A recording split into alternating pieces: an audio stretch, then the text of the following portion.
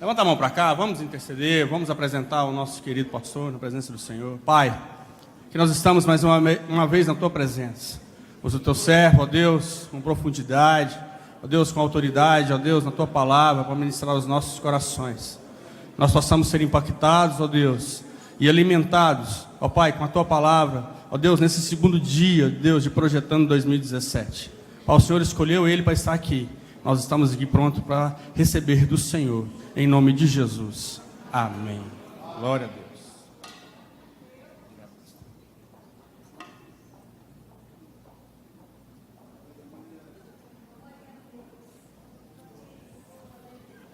Boa noite, queridos irmãos. Desejo que a paz de Jesus esteja com todos vocês. Por gentileza, tome seu assento. Glória a Deus. Quem veio perder tempo, diga amém.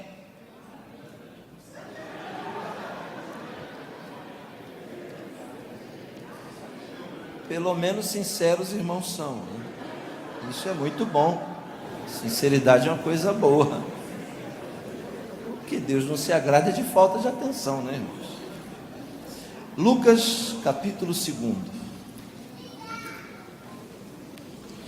Lucas 2. Capítulo 2, verso de número 25. Lucas 2, versículo 25. Nós vamos ler até o 33. Quem encontrou, diga glória a Deus. Havia em Jerusalém um homem chamado Simeão, homem este justo e piedoso, que esperava a consolação de Israel, e o Espírito Santo estava sobre ele. Revelara-lhe o Espírito Santo que não passaria pela morte antes de ver o Cristo do Senhor. Movido pelo Espírito, foi ao templo, e quando os pais trouxeram o menino Jesus para fazerem com ele o que ali ordenava, Simeão o tomou nos braços e louvou a Deus, dizendo: agora, Senhor, despedes em paz o teu servo, segundo a tua palavra, porque os meus olhos já viram a tua salvação, a qual preparaste diante de todos os povos, luz para a revelação dos gentios e para a glória do teu povo Israel. E estavam o pai e a mãe do menino, admirados do que dele se dizia. Feche a sua Bíblia, feche os seus olhos, abra o seu coração, vamos orar. Bendito és tu, eterno nosso Deus, Rei de todo o universo, sua palavra dura para sempre. Bendito seja o seu nome e o seu reino jamais terá fim. Fale conosco nesta noite, de forma clara, concisa e poderosa. Fala não o que nós queremos ouvir, mas fala o que nós precisamos ouvir. Que ninguém saia daqui do mesmo jeito que entrou, mas que saímos daqui diferentes. Por isso eu te peço, exorta, ensina e edifica. Abrimos o nosso coração para ouvir a sua voz e já te agradecemos para a glória do seu nome. Amém. A Bíblia, senhoras e senhores, é muito mais do que um livro histórico, com H. Muito mais do que um livro filosófico, muito mais do que um livro arqueológico, muito mais do que um livro religioso. Acima de todas essas referências que eu acabei de dar, a Bíblia tem uma qualificação única. A Bíblia é um livro de promessas. Todas as profecias bíblicas estão divididas em 3 grupos: as profecias que já se cumpriram, as profecias que estão se cumprindo e as profecias que ainda vão se cumprir. Existem na Bíblia profecias para pessoas ilustres, reis, sacerdotes. Existem profecias para pessoas desconhecidas. A Bíblia também compõe profecias para nações, cidades, povos. Algumas dessas profecias que já foram cumpridas para povos que nem existem mais, e outras para nações que ainda iremos conhecer. Todavia, todas as profecias da Bíblia giram como um satélite ao redor de uma profecia central, de uma profecia primaz, de uma profecia maior. A maior profecia da Bíblia, a maior promessa da Bíblia, também é aquela única que tem poder de dividir a história em antes e depois do cumprimento dela. A maior profecia da Bíblia não é a profecia dita pela boca de um profeta para um servo fiel. A maior profecia da Bíblia também é a primeira de todas. E a primeira profecia da Bíblia, quem profetiza é o próprio Deus, e quem recebe é Satanás. Logo após de Satanás tombar, derrubar, deflagrar, logo depois de Satanás vencer parcialmente a humanidade e achar que a guerra já estava ganha, Deus se levanta e faz Satã experimentar uma profecia, coisa desconhecida de anjos, coisa desconhecida de homens. E o primeiro a receber uma profecia, uma promessa, foi o diabo. Logo depois de tombar o homem, Deus se levanta e diz: a batalha não está perdida, a guerra apenas começou. E Deus diz para Satã o seguinte: eu levantarei da semente da mulher aquele, no singular, não é plural, aquele que vai esmagar sua cabeça. Com todo respeito, e é comum no nosso meio, a gente vê pessoas cantarolando, fazendo ato profético, dizendo que está pisando na cabeça do diabo. Eu vou dizer, certamente, isso não pode passar de uma brincadeira, porque de verdade, é subestimar demais o nosso inimigo. A verdade é, quem somos nós para pisar na cabeça do diabo? Nós nem sabemos quem ele é, ou estamos subestimando alguém que foi capaz de enganar seres perfeitos, não comedores de farinha como a gente. Se Satã foi capaz de lubridiar, de enganar e de derrubar seres perfeitos como anjos, quem somos nós para pisar na cabeça do diabo? A Bíblia não diz que Deus ia levantar da semente da mulher aqueles que ia esmagar a cabeça. Então não se trata de nós. Só um foi capaz de pisar na cabeça do diabo, e ele está aqui no nosso meio através do Espírito Santo. É o nosso Rei, o nosso Senhor Jesus. Mas a profecia parece desconexa. Veja Deus dizendo: eu levantarei da semente da mulher. Irmãos, preste atenção. Mulher não tem semente. Mulher é genitora. Quem possui semente é o homem, é o macho. Mas veja o que Deus diz: eu vou levantar da semente da mulher. Isso quer dizer que para Deus cumprir o que Ele fala, Ele não depende de condição nenhuma, de homem nenhum. Para Deus cumprir o que Ele prometeu na sua vida, Ele não depende nem da sua condição financeira, nem da sua condição social, nem da sua condição, nenhum tipo de condição Deus depende para cumprir aquilo que Ele promete. Mas me parece desconexo o que Ele fala, pastor Rondon, porque Ele diz da semente da mulher. Quem poderia ser nascido da semente da mulher. Preste bem atenção no que digo. Baseado em uma das cartas apostólicas do apóstolo dos gentios, ele diz que todos os homens, todos, sem exceção, entraram nesse mundo por um único caminho. Que caminho é esse que nós entramos no mundo? Eu lhe explico, e é fácil.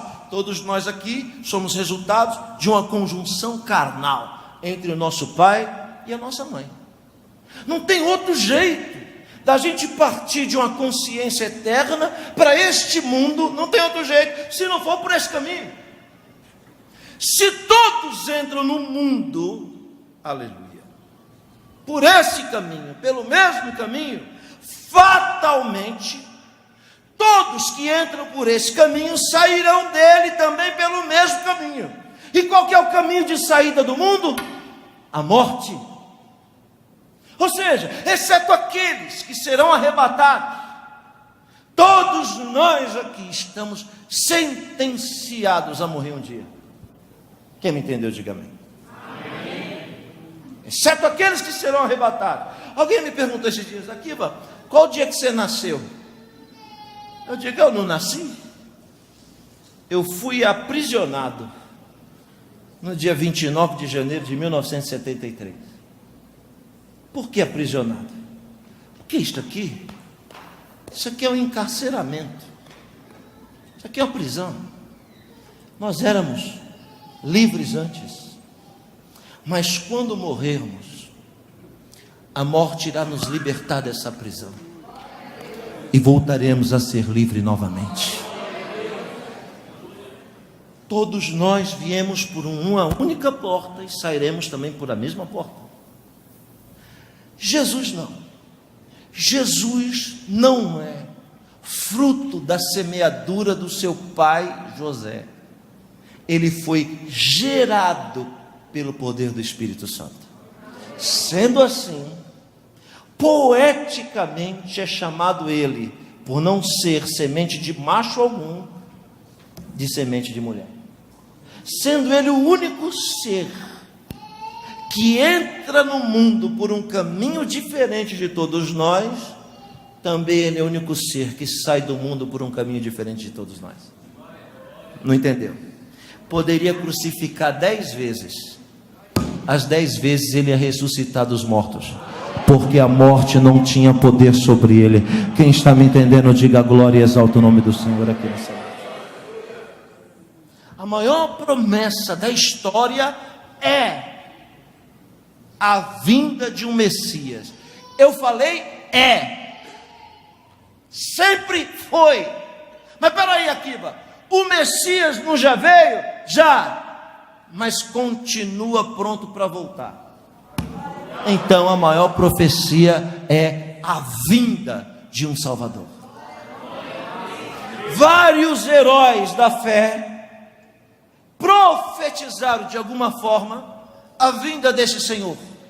De Abraão, que sonhou em vê-lo, aos seus descendentes diretos, ao seu filho, ao seu neto, ao seu bisneto Yosef.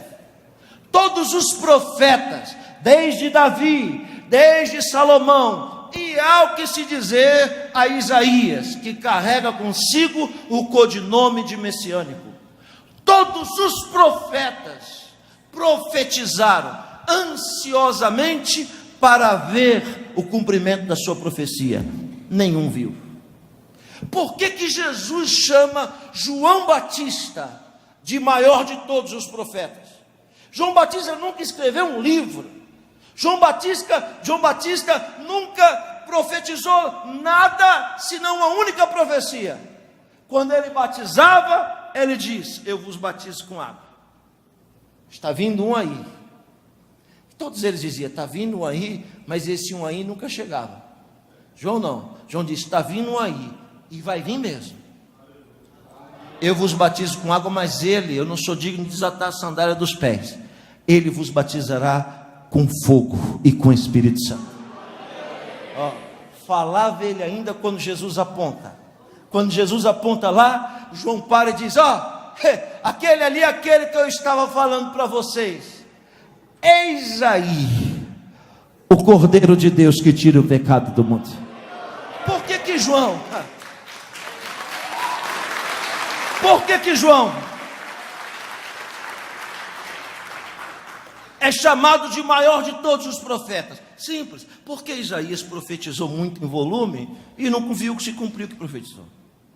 João falou pouco, mas viu se cumpriu o que falou. Aleluia.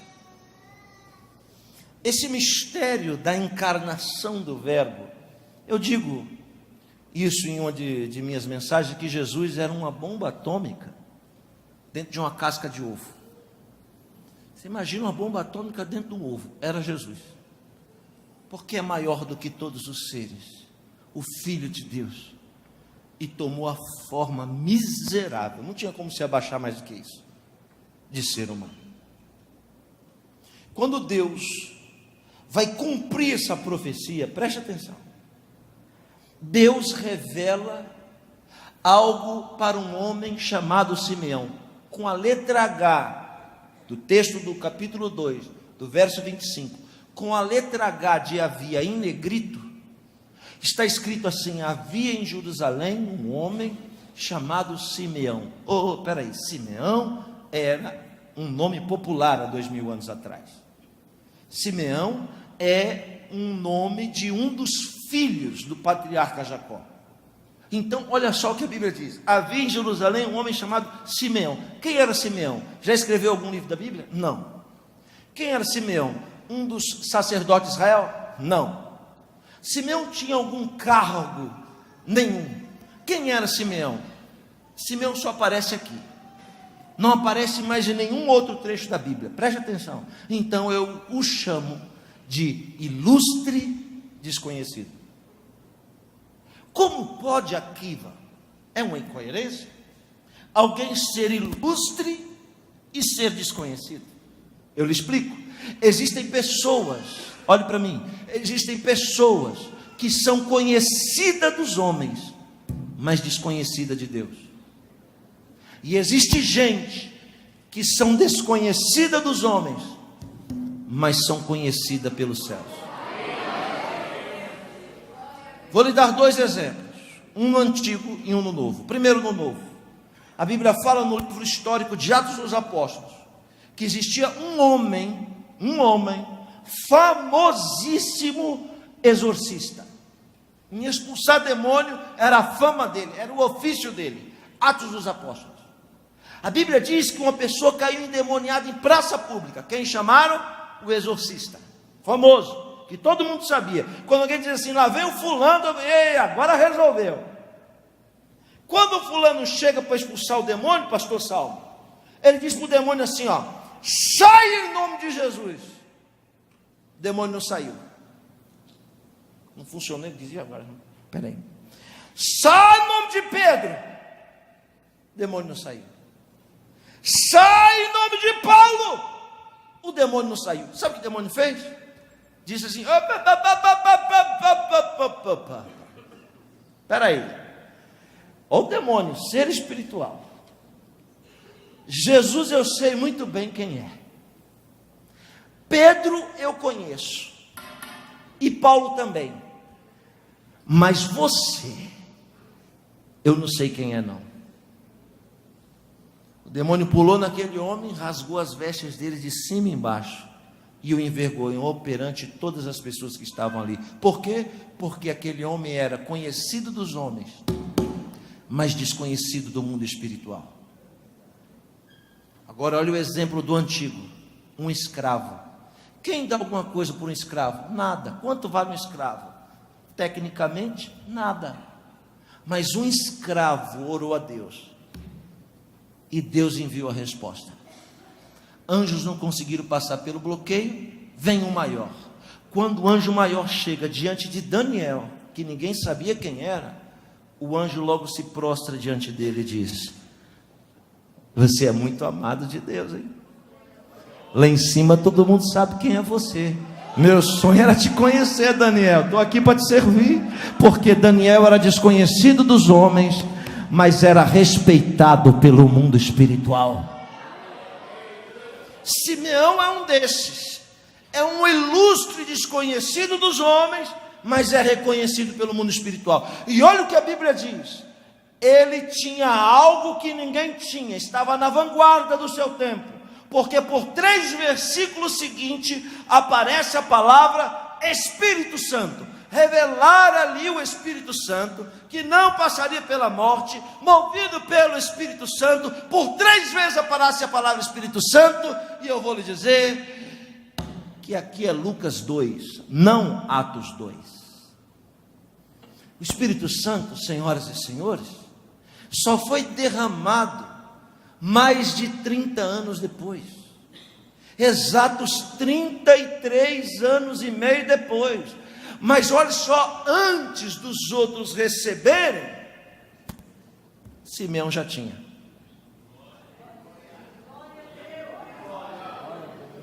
De novo, vê se você pega o que eu estou dizendo. Estamos na cabeça do ano hoje, dia 2. Por que Deus te trouxe aqui? Porque Deus quer dar para você com antecedência o que alguns ainda vão receber lá no meio do ano, quase no fim do ano. Deus está preparando para entregar para você primeiro. Quantos recebem essa palavra aqui nessa noite? Pode glorificar o nome do Senhor. Estou lhe dizendo, e acredita quem queira e a quem possa interessar.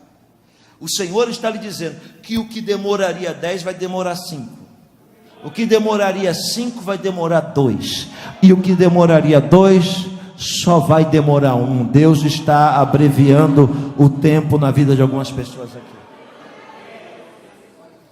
Movido pelo Espírito, olha o que o Espírito Santo diz: você não vai morrer sem antes ver o que Isaías sonhou em ver e não viu, o que Abraão sonhou em ter e não teve.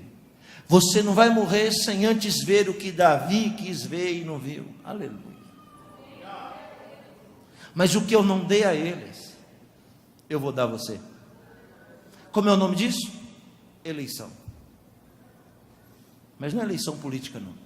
Estou falando da escolha de Deus. O que é a escolha de Deus, se não um mistério? Repita bem forte essa palavra comigo: mistério. Preste bem atenção. Alguém que é escolhido por Deus não sabe por que foi escolhido. Se você vê alguém dizer, eu sou escolhido de Deus, e Deus me escolheu por causa disso e disso e daquilo, pode ter certeza que ele nunca foi escolhido. Porque quem é escolhido de Deus não sabe por que foi escolhido. Quantas pessoas melhores do que você conhece? Quantas pessoas melhores do que nós conhecemos? Eu, por exemplo, acredito que tem muita gente melhor do que eu aqui. Tem muita gente que ora mais do que eu, que lê mais a Bíblia do que eu. Tem muita gente melhor do que eu aqui. Agora, questionar porque Deus me escolheu para estar pregando para você, aí é mistério, só Deus sabe. Porque a escolha de Deus, a eleição de Deus é um mistério. Você não está aqui, você não está onde você está porque você quer. Você está onde você está porque Deus permitiu que você estivesse.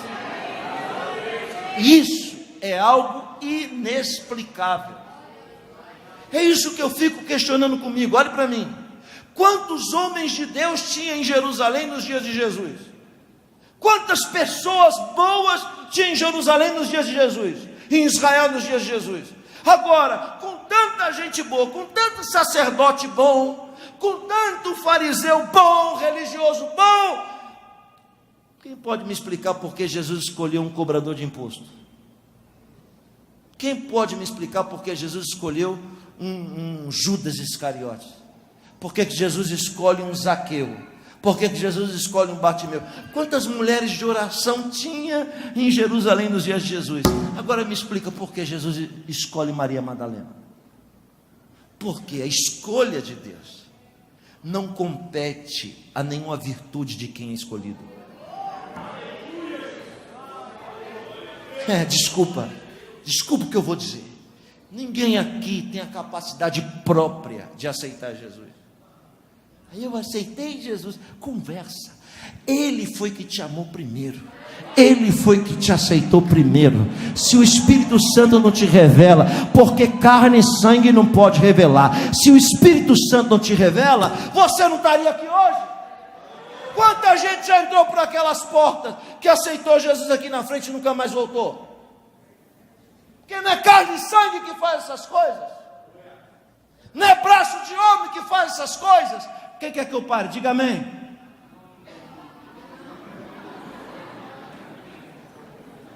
Quem quer que eu continue? Diga glória a Deus. Com tanta gente boa, Deus escolhe Simeão. Qual a idade? Mais de 80. Velho, cai nos pedaços. Com todo respeito. Mais de 80. Olhe para mim. Eu já sou ranzinza com 44. Meu Deus, eu com 80. Ninguém me aguenta. Jesus tem que voltar antes de eu fazer 80. Mas olha aqui para mim. Mais de 80. O Espírito Santo revela: você não vai morrer sem antes tomar posse de algo maior do que você. Só a irmã entendeu. Eu vou virar para cá então. Vou virar o calibre para cá e apertar o gatilho para cá. Vou dar uma chance para eles também, pode ser? Você não vai morrer sem antes receber algo maior do que você. Algo que ninguém aqui tem capacidade de pegar por si próprio, mas que Deus, de uma forma misteriosa, vai trazer em nossas mãos. Para algumas pessoas que acreditam, isso vai ser no ano de 2017. Tem algo grande vindo aí. E não é conversa de pregador, não. Eu não sou andarilho, não. Eu não sou andarilho espiritual, não. Eu sei do que eu estou falando. O Espírito Santo vira para Simeão e diz: vai para o templo. Olhe para mim. O templo que Simeão foi o último dos 3 grandes templos. Daqui a pouco eu começo a mensagem, então só estou construindo. Houve 3 templos em Jerusalém. O primeiro de Salomão, o segundo de Esdras e Neemias, e o terceiro templo era o templo que tinha como nome Templo de Herodes. Quem era Herodes? Herodes era um governador romano que mandava na Judéia naquela época. Para agradar os judeus, ele fez o maior dos 3 templos, que na sequência foi destruído no final do ano 69 da era cristã até o ano 70 da era cristã. Não é 1970 não, ano 70. Esse grande templo, feito por Herodes, o maior de todos, quando Jesus nasceu, já estava há décadas sendo construído e ainda não estava terminado. Ele era totalmente dividido, diferente dos outros. Ele era totalmente dividido por aquilo que a Bíblia chama de átrio, e que dentro da nossa linguagem protestante chamamos de departamentos. Então, o templo de Herodes tinha o átrio das crianças, o átrio dos anciãos, o átrio das mulheres, o átrio dos sacerdotes, o átrio dos gentios. Ele era todo dividido para que todos tivessem acesso à adoração. Aleluia. Quando Simeão está em casa, o Espírito Santo diz para ele: preste atenção, se levanta e vai para o templo, porque eu vou trazer na sua mão aquilo que você sonha receber. Para onde é que Simeão vai? Simeão vai para o átrio das crianças. Por que para o átrio das crianças? Porque a promessa do Messias viria pela porta do átrio das crianças. Foi ali, com 8 dias, que Simeão encontrou-se com Jesus. Olhe para mim. Por que Jesus, preste atenção, vai ser, conforme a Bíblia, apresentado ao 8º dia? E por que Jesus faz um pacto? E eu quero que você preste muita atenção no que vou dizer no 8º dia. Eu lhe explico. Porque Jesus nasceu sob um jugo religioso chamado judaísmo. Jesus era judeu. E de forma equivocada as pessoas acham que judeu é quem nasce em Israel. E eu vou corrigir: quem nasce em Israel é israelense. Judeu não é nacionalidade. A Bíblia fala de vários judeus que não eram israelenses. Primeiro, Moisés, egípcio. Miriam, egípcia. Arão, egípcio. Apolo de Alexandria. Barnabé, judeu da ilha de Chipre. Paulo, judeu de Tarsis, hoje Líbano. E se Jesus nascesse hoje, seria palestino e não israelense? Mas Jesus, como um judeu, filho de uma mãe judia, ele nasce sob o jugo de uma fé. Quem me entende, diga amém.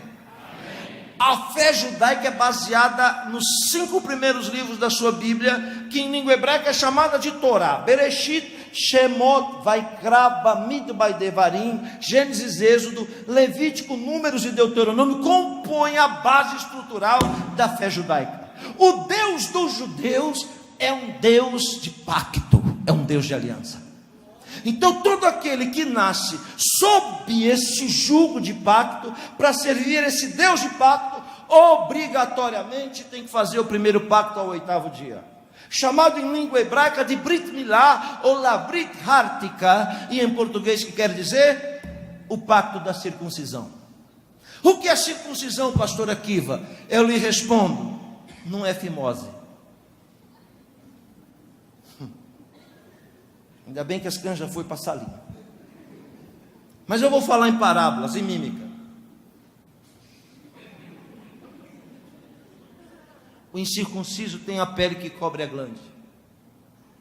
Essa pele, chamada prepúcio, deve ser arrancada daqueles que servem o Deus da aliança, estão sob o jugo da Torá, ou seja, denominados judeus. No 8º dia, puxa essa pele, corta ela todinha aqui, arranca fora e costura direto. Alguém vai dizer: meu pastor, poxa, mas Deus escolheu um lugarzinho, hein? Porque não corta o dedão do pé, a ponta da orelha, o nariz, mas tem que ser logo aí. Sim, estamos falando de um pacto baseado em sangue e genealogia.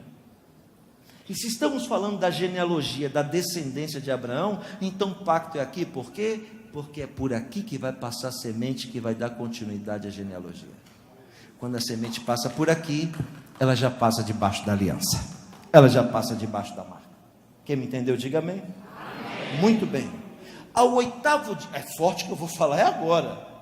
Ao 8º dia, pastor, o menino deve ser apresentado para o pacto. Diga bem forte comigo essa palavra: pacto. Mais forte: pacto.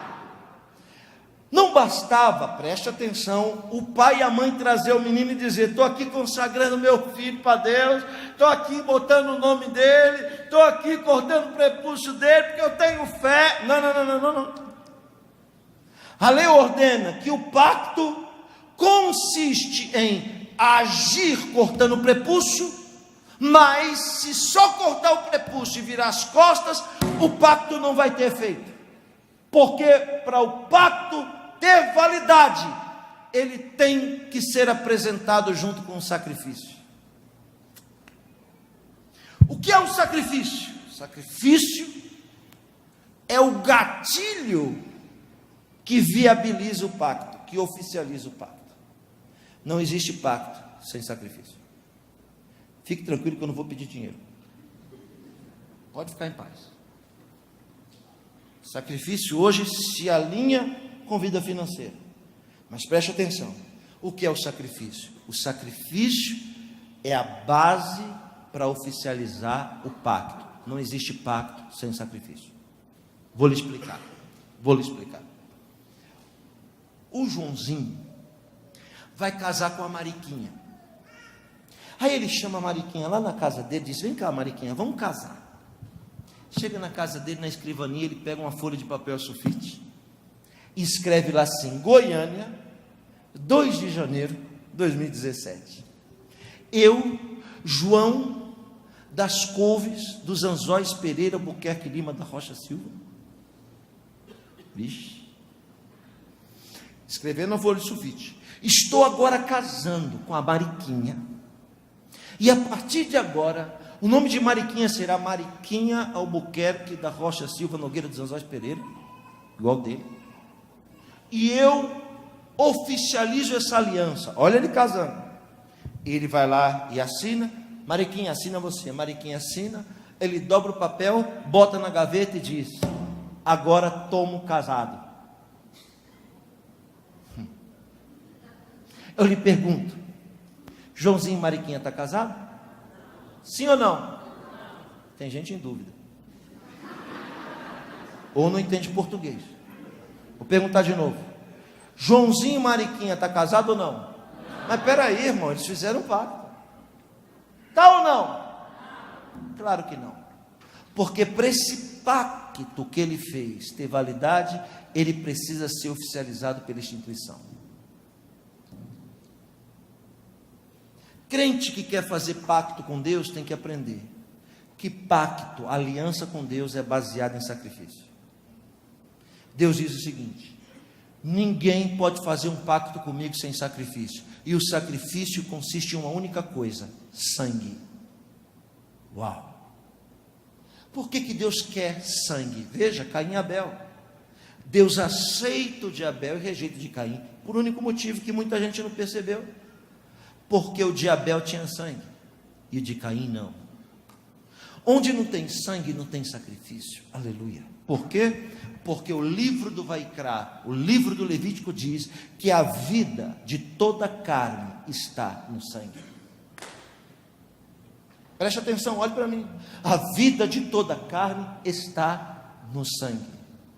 Então o que Deus quer? Sangue. Para quê? Para oficializar o pacto. A pergunta é: por quê que Jesus não morreu apedrejado? Por quê que Jesus não morreu enforcado, asfixiado? Por que Jesus teve que morrer na cruz? Ora, porque na cruz se derramou sangue, e ali está, conforme ele havia predito na Santa Ceia, ali está o cálice da nova aliança no meu sangue. Sem derramamento de sangue não tem pacto. Quem me entendeu, diga amém. Então, naquela época, 2000 anos atrás, como hoje, a sociedade é dividida basicamente em 3 grupos: rico, média classe e pobre. Deus dizia o seguinte: cada um vai trazer conforme a sua condição um pacto, um sangue, um animal de sangue para oficializar o pacto. Então, se era rico, trazia um garrote; se era média classe, trazia uma ovelha; se era pobre, trazia 2 pombas. Não existe exclusão e nem privilégio. Todos têm que se apresentar com sangue. Quem está me entendendo? Diga amém. Por quê? Porque o sangue é a vida. Há restrições no sangue. A Bíblia diz, não só no Antigo, mas no Novo, Atos 15, que é proibido comer sangue. Então não pode comer galinha molho pardo, não pode comer chouriço, não pode comer, fala outra coisa com sangue aí. Não, aquela picanha que vai pingando e escorrendo sangue, não pode. Há restrições em relação ao sangue. Por exemplo, com veemência a Bíblia diz que não se pode ter contato sexual com a mulher menstruada. Não é pecado, não é pecado ter relação sexual com mulher menstruada. É abominação. Eu já vi a irmã cutucando o marido ali. Sossego, facho, amigo. Calma. Não pode tocar em sangue. Por quê? Porque a vida de toda a carne está no sangue. Quem me entendeu? Diga bem forte comigo: não existe pacto. Diga, não existe aliança sem sangue. Por quê? Porque o sangue fala. Nós não estamos aqui porque Deus ouviu a nossa voz. Nós estamos aqui por causa da voz de um sangue que foi derramado na cruz do Calvário. O sangue de Jesus fala até hoje. Quando Caim mata Abel, Deus pergunta para Caim: cadê teu irmão Abel?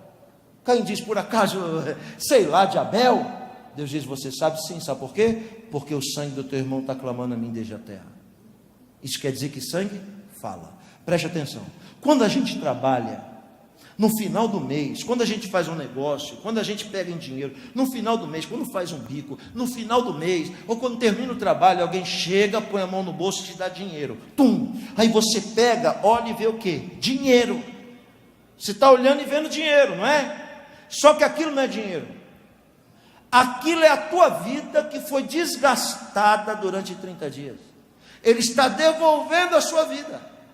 Aí você olha e diz: é dinheiro. Só que não é dinheiro, é o seu sangue.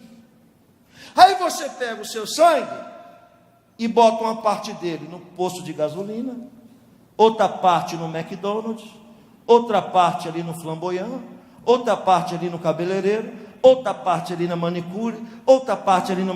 Tem sangue espalhado em toda a cidade, só não tem sangue no altar. É impossível Deus responder a oração de pessoas que não põem parte da sua vida no altar de Deus.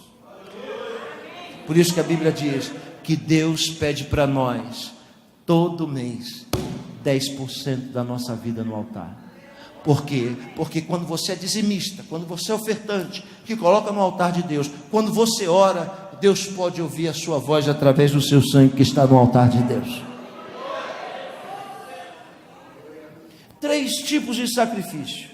Então vai trazer o menino para fazer a circuncisão? Não pode vir só trazer o menino, tem que trazer o sacrifício que vai oficializar o pacto. Quem entendeu, diga amém. Se é rico, vai trazer um garrote, como eu já disse, e o menino vem enrolado em linho fino com fios de ouro. Se é média classe, vai trazer uma ovelha ou uma cabra, o menino vem enrolado em linho, que não é o dos melhores, mas também não é o dos piores, é médio. Mas se é pobre, a oferta é pequena, 2 pombas, cabe na mão. E o menino geralmente vem em colcha de retalhos, em trapos, em pedaços costurados. Você imagina Simeão, quando ele vai chegando no templo com mais de 80 anos de bengalinha, que ele chega bem no átrio das crianças, que ele chega ali, eu imagino a coerência dos meus pensamentos, que os assistentes do templo devem dizer, ô vovô, ô tiozinho, o senhor está no lugar errado. O lugar dos velhinhos é lá do outro lado, lá no átrio dos anciãos. Aqui não, aqui é só criança. Aqui não é para quem está terminando a carreira, aqui é para quem está começando a carreira. Não, o senhor não está no lugar certo. E você pode imaginar comigo, Simeão batendo o pé e dizendo, não, estou no lugar certo sim. Foi Deus que me mandou para cá. Deus tem uma vitória para mim aqui. Aleluia, e eu estou no lugar certo. E alguém de dentro da casa deve dizer, mas não é aqui não. Este daqui não é seu lugar não, Simeão. Não é aqui não, é do outro lado. E ele com convicção dizer, não, Deus mandou eu vir para cá. E é aqui que eu vou ficar.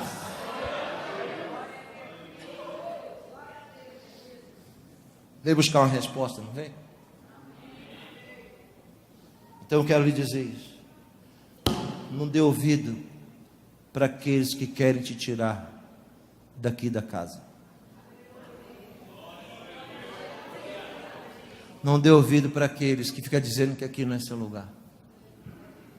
Eu não te conheço, nem sei o seu nome.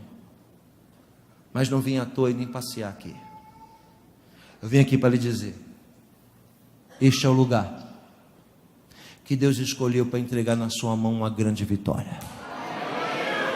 Se você quer receber algo de Deus, você tem que estar no lugar certo e na hora certa. Foi Deus que te trouxe essa casa, e acabe de vez com essa dúvida. Não dê ouvido para aqueles que querem te arrancar dessa casa. E pode acreditar, quem quer te arrancar não é de fora não, é de dentro. Alguém deve dizer, não vamos contrariar ele não, arruma um banquinho, bota ele. Eu estou conjecturando, com coerência. Colocaram ele lá no pé do altar, e lá está Simeão com 80 anos, olhando as crianças vinha, aquela fila de crianças. Hoje pode circuncidar em qualquer lugar do mundo, desde que esteja um moa. Mas há 2000 anos atrás era só no templo.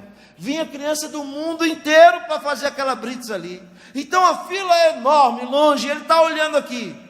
Você pode imaginar comigo quando aparece aquele casal bonito, elegante lá na porta. Nada contra quem é elegante e bonito, porque eu sou bonito e elegante. Exceto a barriga, mas o resto não. Imagina quando aparece aquele casal bonito, que ele olha aquele bezerrão, que ele olha aquela criança enrolada num pano. Simeão deve dizer o quê? Certamente ali está o Messias, certamente ali está o Salvador. Mas quem entende um pouco de Bíblia vai entender o que eu falo. Quando ele olha para a aparência e pensa, ali é que está a vitória, o Deus de Samuel desce naquele lugar e diz para ele, Simeão, não atentes para a aparência. O homem vê o que está fora, eu, Senhor, conheço o que está dentro. certamente ali não é o Messias. Não é dessa vez, mas será da próxima. E vai vindo criança, e vai vindo criança, e vai vindo criança. Estou perto de terminar. Quando ele olha, de repente aparece um casal estranho. Uma jovem camponesa de mais ou menos 16 anos, ruiva, de cabelos compridos, maravilhosamente linda, com todo respeito. O nome dela, Miriam, em hebraico, nós chamamos ela de Maria. Quando ele olha aquela moça bonita, que ele olha para o outro lado, um senhor com mais de 40.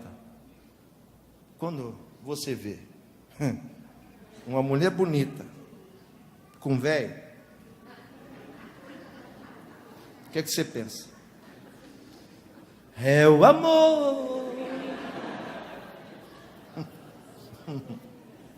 Simeão deve ter pensado, é o amor. Só que a tese dele cai por terra quando ele procura a oferta. 2 pombas, então não era o amor. Quando ele olha para o menino enrolado em trapos de linho, ele deve pensar, ali não pode ser o Messias. Mas o Deus de Samuel deve voltar novamente e dizer para ele, não já lhe disse que eu sou o Senhor, que não olho para o que está fora, mas conheço o que está dentro. Simeão pode se levantar, porque ali, enrolado em trapos, está a maior vitória que um ser humano pode receber na sua vida. Vou dizer de novo para quem entende o que eu falo. Prego sob influência do Espírito Santo. 2017, não esqueça disso, será um ano de boas surpresas. Não virão do jeito que você espera, nem do jeito que você quer, mas a maioria das grandes vitórias que Deus vai lhe dar virão por um caminho simples, virão transvestidas de trapos. Por isso Deus está dizendo a alguém aqui nessa noite, não despreze as coisas pequenas, não despreze as coisas simples, não despreze os trapos. Vou lhe contar uma história rápida. Gênesis capítulo 18, vai ler em casa. Olha o que diz a Bíblia, que Abraão está sentado na porta da sua tenda no maior calor do dia. Olhe para mim, sentar na porta da tenda no maior calor do dia no Oriente Médio é assinar uma sentença de morte em aproximadamente 20 minutos, porque sem umidade no ar a pessoa morre, ela perde toda a água do corpo a um ponto que ela não consegue mais se recuperar. Quando falamos de Abraão, falamos de 4.100 anos atrás. A Bíblia diz em Gênesis 18 que Abraão está sentado na porta da sua tenda no maior calor do dia. Por que Abraão está no maior calor do dia e não morre? Por 2 motivos que a Bíblia deixa clara. Primeiro, porque naquele lugar alguém havia plantado carvalhos no deserto. Eu já fui em Manre, o nome do lugar é Manre. Lá existem carvalhos milenares, 11 pessoas de mão dada para dar volta no tronco. Alguém plantou no meio do deserto carvalhos, e os carvalhos trouxeram 2 coisas que o deserto não tem. Primeiro, sombra. Segundo, água fresca. As raízes dos carvalhos de Manre puxaram água para a superfície, e aquele lugar onde Abraão estava, sentado na porta da sua tenda, tem sombra e água fresca. Se Manre é o único lugar, há 4.100 anos atrás, que possui no deserto sombra e água fresca, isso quer dizer que Manre era o metro quadrado mais caro do mundo. Sabe quem era o dono de Manre? Abraão. Sabe quem deu Manre para Abraão? O mesmo Deus que está aqui no nosso meio nessa noite. Todas as profecias, pastor Salmo, havia se cumprido na vida de Abraão. Estou perto de terminar. Todas, menos a principal. a maior de todas, que ia ter o poder de dividir a vida de Abraão em antes e depois do cumprimento dela. A maior profecia, a maior promessa de Deus para a vida de Abraão, nada mais é do que o nascimento de Isaac. Gênesis 18, ele está sentado com todas as profecias cumpridas, menos essa principal. Por quê? Porque a maior promessa de Deus na nossa vida também vai ser a mais difícil de se cumprir, porque ela é a única que vai ter condição de mudar a nossa história em antes e depois. Quando Abraão está sentado, que ele olha dentro do território dele, lá no horizonte, o que ele vê?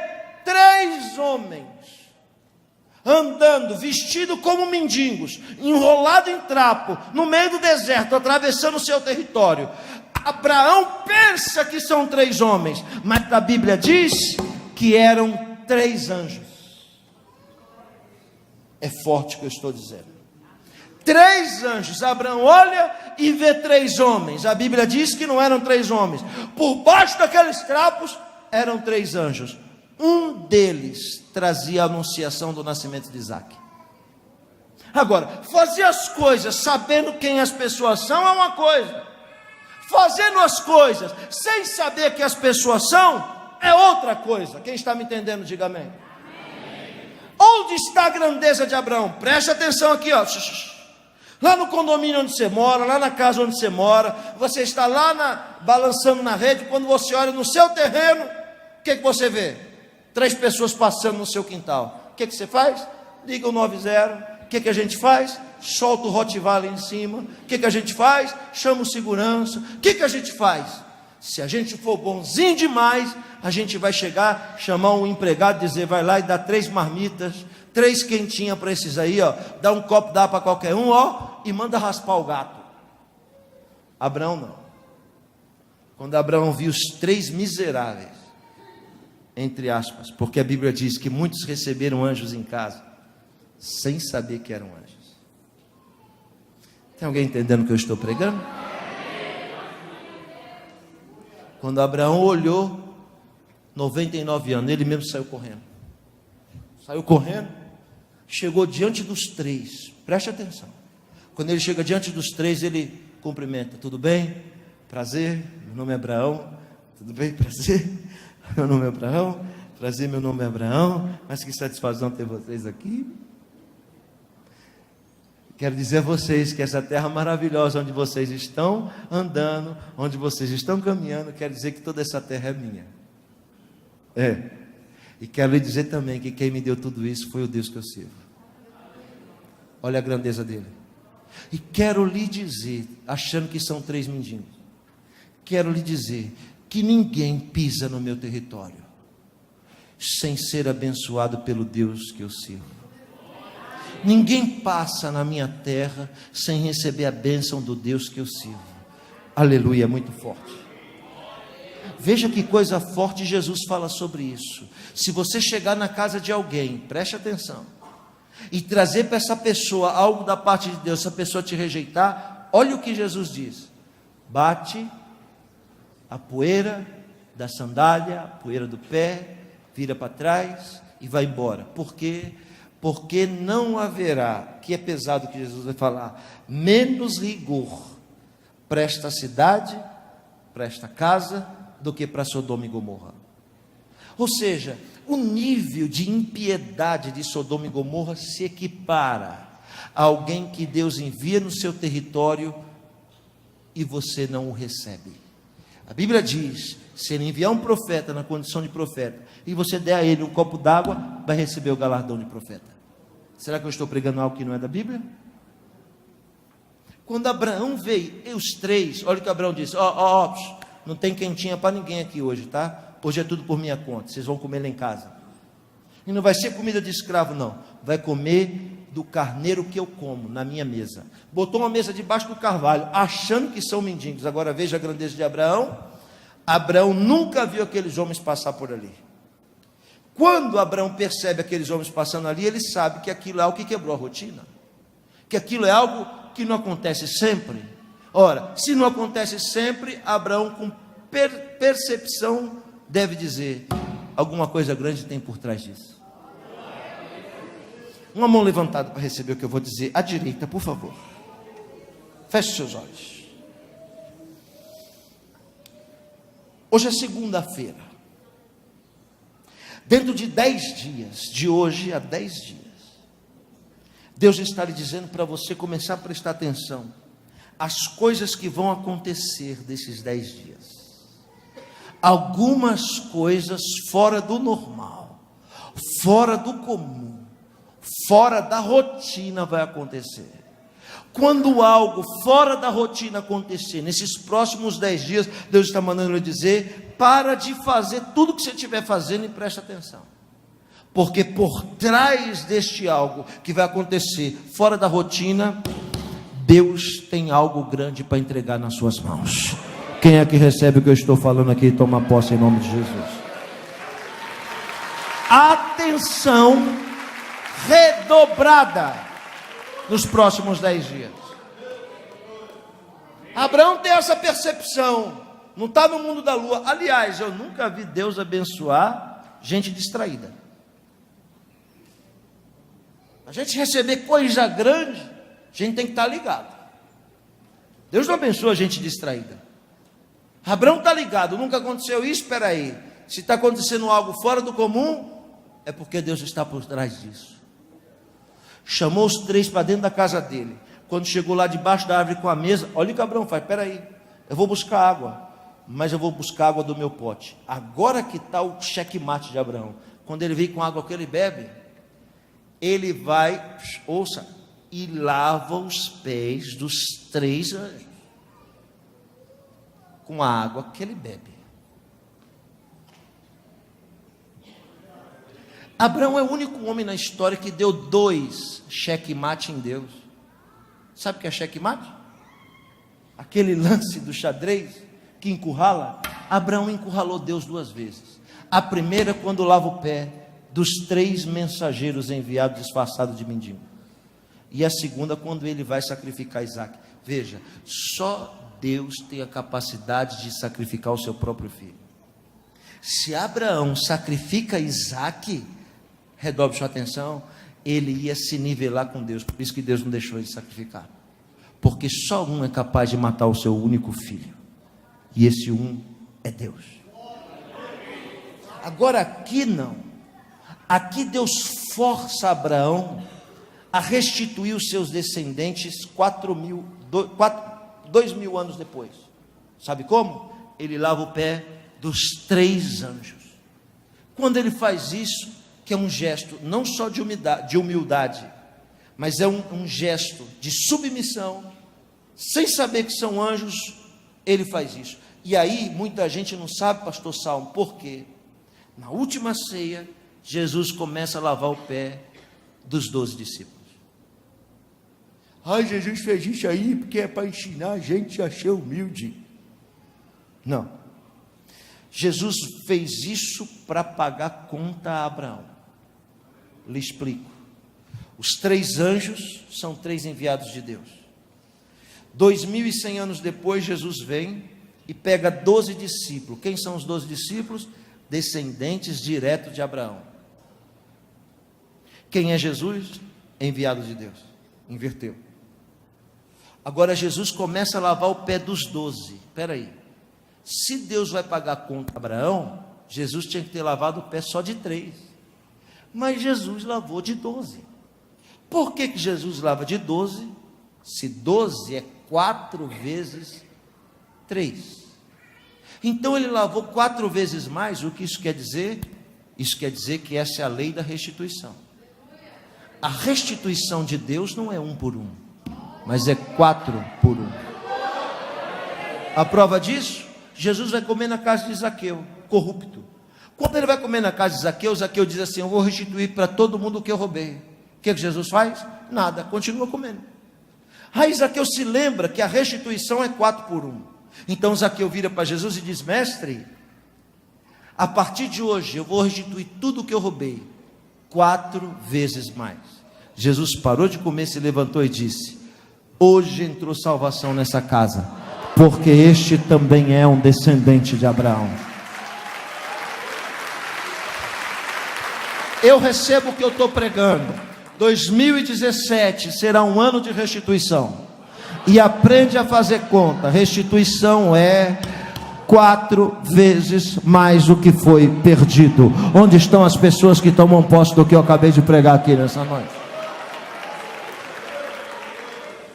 Vou terminar rápido. Um dos anjos disse: cadê tua mulher? Está lá dentro. Diga para ela que ela vai ter um filho. Sara ri por dentro. Ela não fez não, ela ri por dentro. Quando ela ri por dentro, o Malachim, o anjo, diz o seguinte: por que ri tua mulher? Daqui 1 ano eu volto, ela vai estar com o menino nos braços. Como é o nome do menino? Itzhar. Itzhar quer dizer riso. Toda vez que Isaac subia na árvore, que Sarai ia mandar ele se descer, desce daí, riso, para se lembrar que um dia duvidou de Deus. Daqui a 1 ano eu volto, e ela vai estar com o menino nos braços. Ou seja, vim aqui para entregar para você a promessa, o cumprimento da promessa que vai mudar a sua vida. Disse o anjo, o mensageiro, o maltrapilho para o nobre servo de Deus. De novo, maltrapilho. É claro, você está vendo só trapo, mas o que está aqui dentro falando com você, muito maior do que eu. E é Ele mesmo que está dizendo a você, nobre servo de Deus, a você, grande mulher de Deus, este ano Ele vai te entregar algo que vai mudar a sua história em antes e depois. Deixa eu ver quem é que entende e recebe o que eu estou pregando. O Espírito Santo diz para Simeão: pode se levantar e se aproximar. Ele chega perto de Maria, ele chega perto de José. Jesus está embrulhado em trapo. Ele desenrola, pega ele na mão e levanta. E diz: agora despedes em paz o teu servo, porque os meus olhos já viram a tua salvação. Eu quero dizer a você, minha irmã senhora, eu quero dizer com todo respeito a você, meu irmão, ninguém aqui vai morrer sem antes ver o cumprimento das promessas de Deus na sua vida. Ninguém. Deus vai salvar na sua casa, não é seu sonho? Então Deus vai salvar as pessoas da sua família, as pessoas que você ama, e você não vai morrer sem antes ver todos os seus descendentes adorando e glorificando ao Deus que você serve. Eu lhe pergunto, Jesus sempre foi pequeno? Sempre foi um menininho? Não. Jesus cresceu. Quando Simeão pega Jesus, ele é um menino. Mas aquele pequeno é muito maior do que ele mesmo. Deus, termino, não dá nada pronto para ninguém. É bobeira acreditar num Deus que trabalha com enlatados, com embutidos. Não. Nada pronto com Deus, tudo se constrói. Então recebe o que eu vou lhe dizer, e a última. Deus vai colocar algo nas suas mãos que aparentemente é pequeno. Já deve até estar nas suas mãos. Se não está, vai chegar. Aparentemente pequeno, aparentemente desprezível. Mas se você cuidar e zelar, vai crescer e vai se tornar maior do que você. Eu não sei se é uma empresa, eu não sei se é um trabalho, eu não sei se é uma pessoa, eu não sei o que é. Eu apenas estou falando o que Deus está mandando lhe dizer. O Senhor vai te colocar algo pequeno, não despreze, nas suas mãos. Zela, cuida, porque esse pequeno, Deus vai fazer se tornar maior do que você. Eu encerro com essa frase: não despreze os trapos. Curva sua cabeça, eu vou orar por você.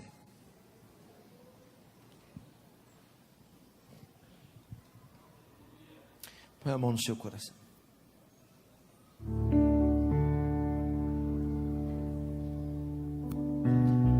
Vou lhe dar 1 minuto para você falar com Deus.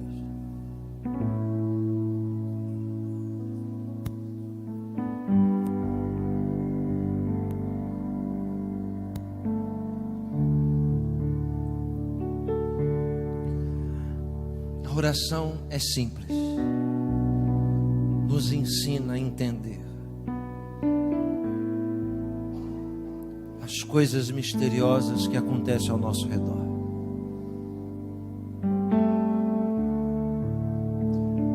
Orações simples nos ensina a dar valor às coisas pequenas que ninguém dá valor. A oração é simples. Não existe capacidade nem mérito próprio em nós para sermos escolhidos de Deus. O que Deus vai colocar nas nossas mãos, e não é uma palavra de efeito, não é jargão de pregador, não. O que Deus tem para colocar nas suas mãos, em tese poderia estar na mão de outros, mas por algum motivo misterioso Ele vai colocar nas nossas mãos algo pequeno, trapo. Mas o Senhor te diz: não despreze os trapos, porque por trás desses trapos está uma grande vitória para o seu ministério, para o seu casamento, para a sua vida, em todos os âmbitos e aspectos. O Senhor quer te renovar. 2016, para muitos de nós, foi um ano de trancos e barrancos, de cacos e cavacos.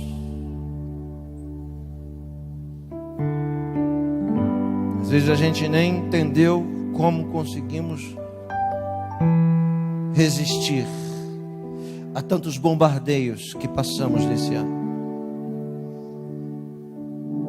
Mas o Senhor está lhe dizendo, a mim e a você, a nós, 4 vezes, eu vou lhe restituir. Tudo que você fizer, eu te darei 4 vezes mais. O Senhor está falando com pessoas aqui. A mensagem é clara em dizer: eu quero a sua vida no meu altar.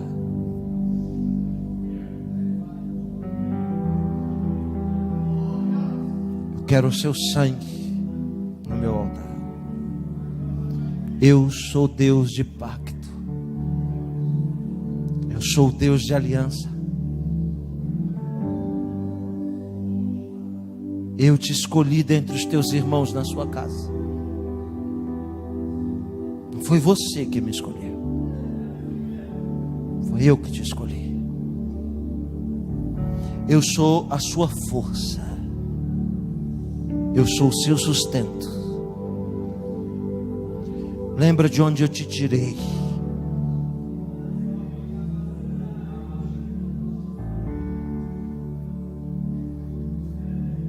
Hoje eu acendo uma nova chama no seu coração. Porque a fraqueza espiritual, como uma ferrugem, tem te consumido. Mas hoje eu te fortaleço.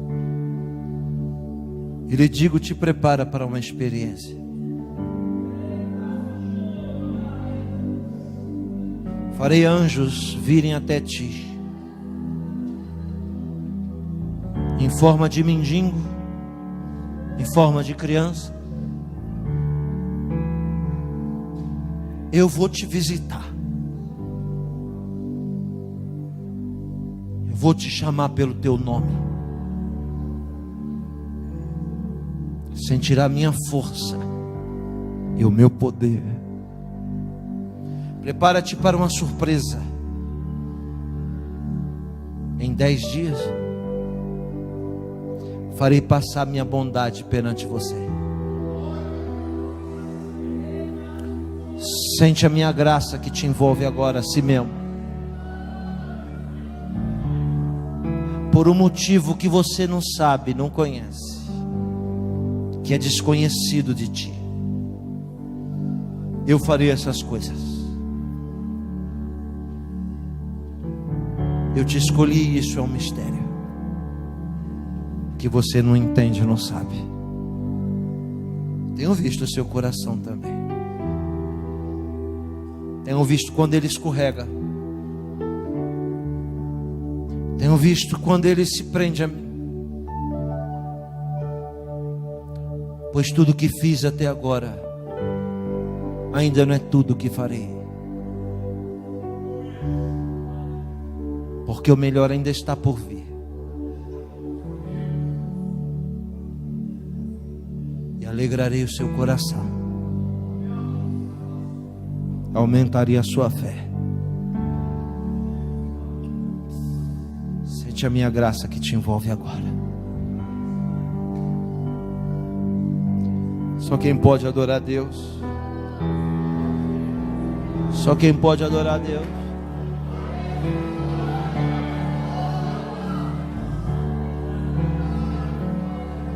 Vou lhe dar 1 minuto para você adorar a Deus.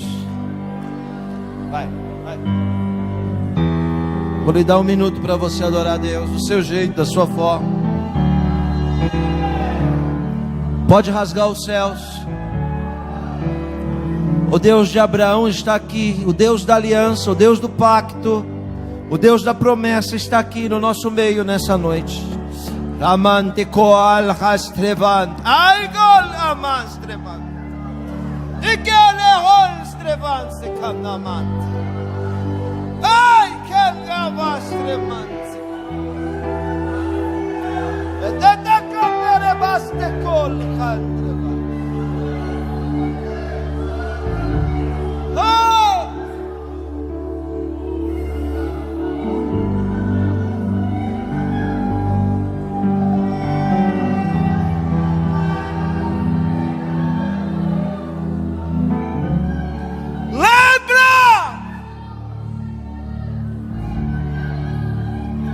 Lembra de onde eu te tirei. Eu sou o Senhor.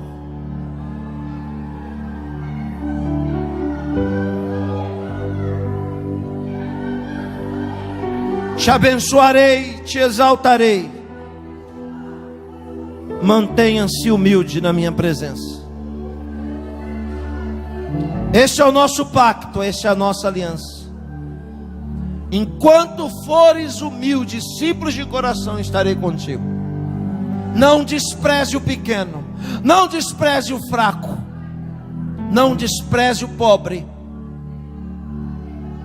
porque assim sou eu. Não atentes para a aparência, não se distraia com trapos, porque assim sou eu.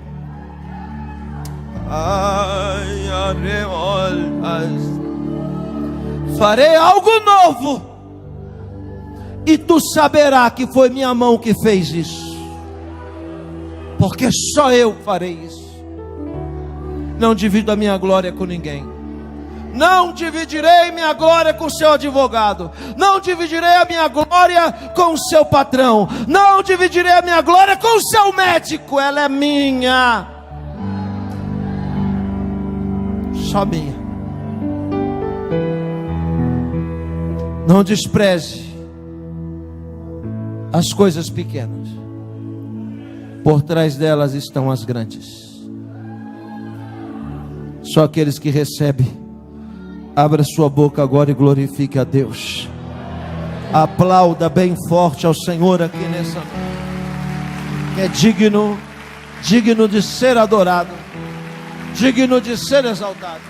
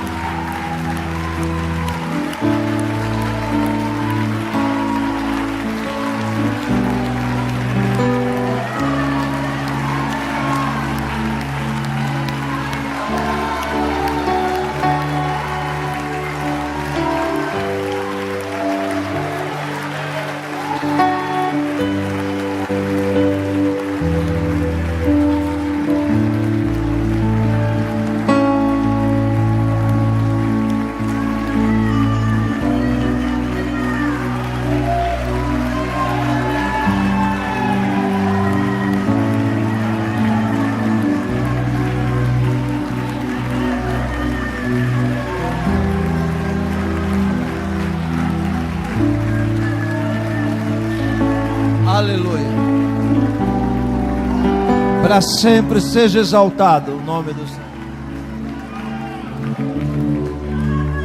Queridos irmãos,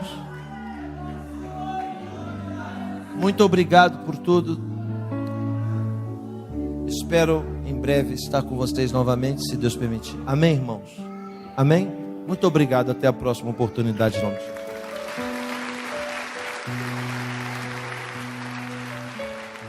Uma igreja alegre, participativa.